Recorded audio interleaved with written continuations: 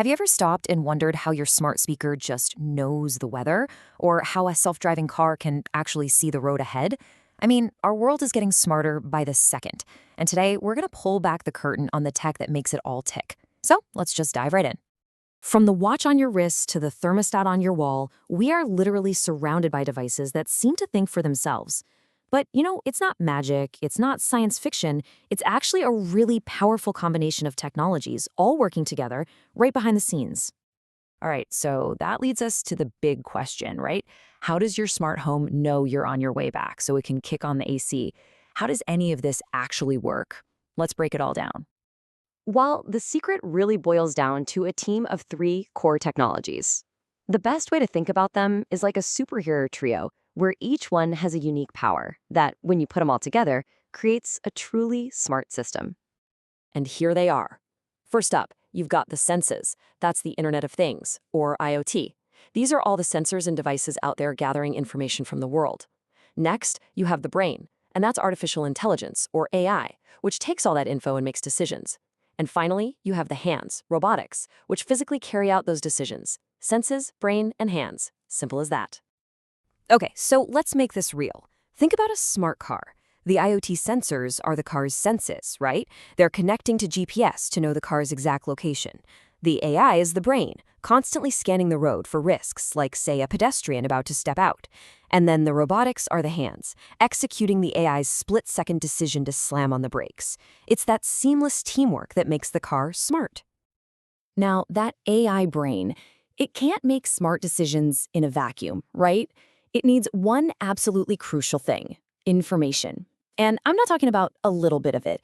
It needs a massive amount, which brings us to the fuel that powers this whole system: big data.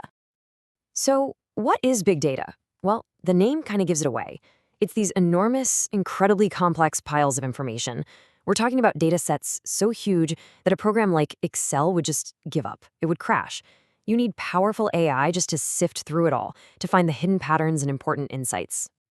So where is all this data coming from? Well, a huge source is those IoT devices we just talked about. Your smartwatch isn't just telling you the time, it's tracking your heart rate, your steps, your sleep. Your smart fridge isn't just keeping your food cold, it might be keeping a list of your groceries. Every little action creates another data point for the system to learn from. And another massive source? Social media. I mean, think about it. Every single time you post a photo or like a video or comment on a story, you are creating a new piece of data that feeds into this giant global database. And it's not just personal data. Systems like satellites and GPS are constantly generating these mind-boggling amounts of geographic data. We're talking traffic patterns, weather systems, environmental changes. You put it all together, and that is big data. When experts talk about big data, you'll often hear them mention the 5 V's. First, there's volume, just the sheer amount of data. Then velocity, the incredible speed it's created at. Variety, meaning it comes in all forms, like text, images, video, you name it. Veracity, which is all about how accurate and trustworthy the data is. And finally, value, which is really the whole point, turning all that digital noise into something truly useful. Okay, so we've got the tech trio and we've got the data fuel. What can we actually do with it? The potential is just huge, but one of the most exciting areas is in tackling one of the biggest challenges we all face: climate change. For example, take air pollution. The problem is obvious. But with a smart system, IoT sensors can measure pollution levels in real time, and AI can analyze all that data to pinpoint the absolute worst hotspots. And then robotic systems can be sent in to plant trees or even operate air purifiers in those specific areas. It's a super targeted, intelligent response. Or what about something like water scarcity? This is where smart farming comes in, and it's brilliant. You have IoT sensors in the ground that measure the exact moisture level of the soil. The AI brain then calculates precisely how much water is needed, no more, no less. And then a robotic irrigation system delivers that exact amount.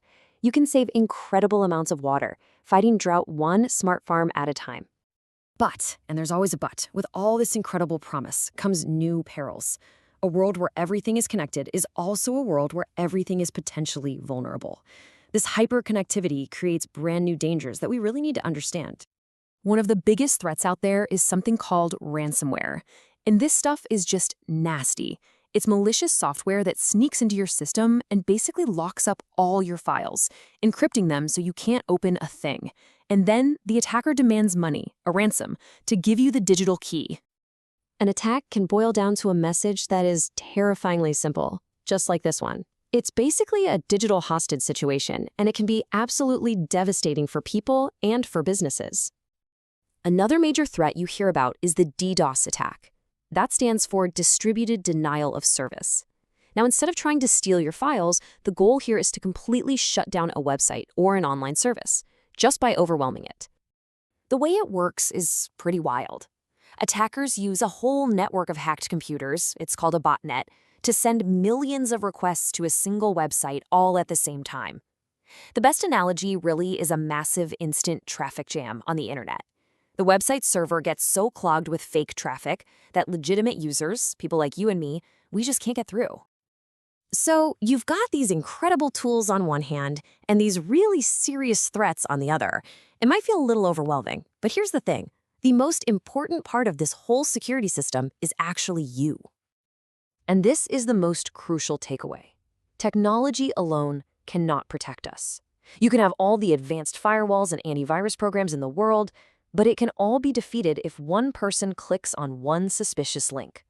The user, that's you, is the true first line of defense. Being aware, being cautious, being smart, that's our best protection. The smart world offers us incredible power to solve problems and to make our lives better, but it also comes with a whole new set of responsibilities. At the end of the day, the technology is just a tool. The real question is, how will we choose to use it?